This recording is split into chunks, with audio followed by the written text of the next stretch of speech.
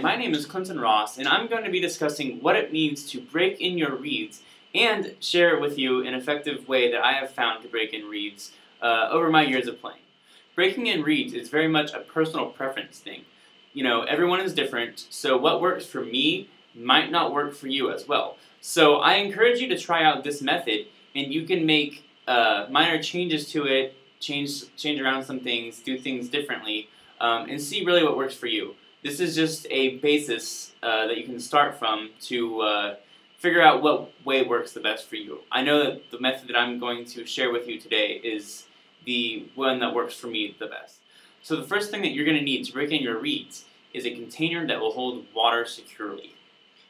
And I think the best thing to use is a pill container because it's just the perfect amount of height for a reed to fit in there. See? It's very proportional, and you know, if you're going to use a berry reed or something, you may need a little bit bigger of a container, but I like using this because if I put my water in it and then want to close it and carry it somewhere else or put it in my case temporarily, I can do so without it spilling. So, next thing you're going to need is, obviously, water. So you're going to fill it all the way up, leave yourself just a tad bit of room at the top, just so you ensure that you do not spill it, because that is not good. You get murdered if you spill water in the practice room.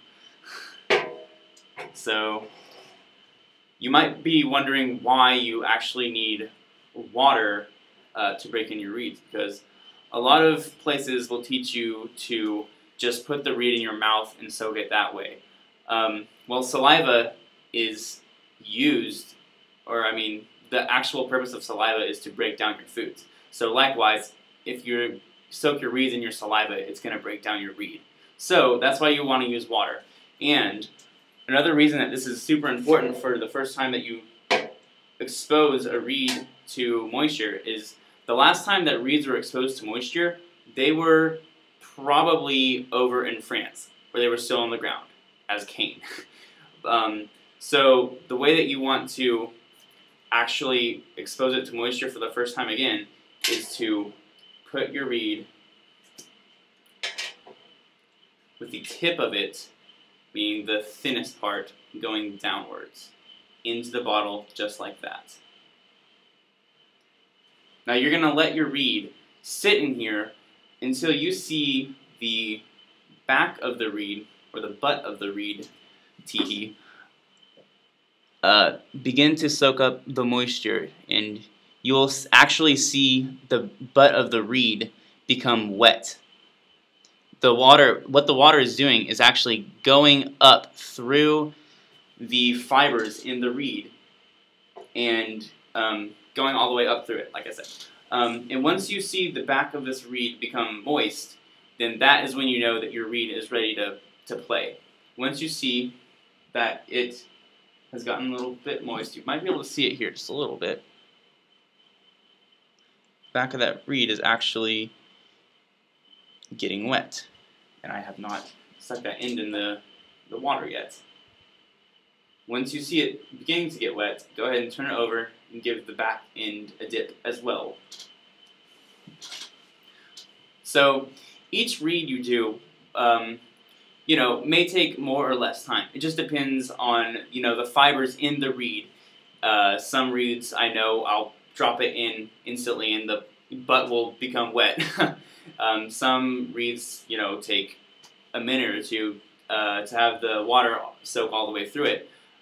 This one just happens to be one that didn't take very long for it to go all the way through the reed. And once you have done this, then you are ready to actually put the reed on and play for a little bit. So now you've prepared your new reed by reintroducing it to moisture. What's the next step to breaking in this new reed? How do you play on it? What do you play on it? How long do you play on it? Are all really good questions to ask yourself when you're playing on a new reed. Well, you don't want to play on a new reed for longer than 2 to 3 minutes. Do not play on them for longer than 2 to 3 minutes. It's really tough to do that just because usually you'll put your reed on and then you'll lose track of time, you'll just get to playing something and you'll forget about it. Well, if you do that, then the reed is not going to last very long at all. It's going to start sounding thin very quickly, and it's just a way to ruin a new reed very quickly. Also, do not play super loud. Play at a nice mezzo forte, and also try not to play very quiet either. You don't want to do any sort of extremes whenever you're playing on a new reed. You just want to play a nice mezzo forte. And you also want to do a lot of stuff that includes articulation, because you're actually training this new wood how to like vibrate correctly, because it's used to just, you know, sitting in the ground being cane like it usually is, and it's not used to vibrating at, you know, certain frequencies to you know, make notes, make noise and stuff. So you're actually training the reed how to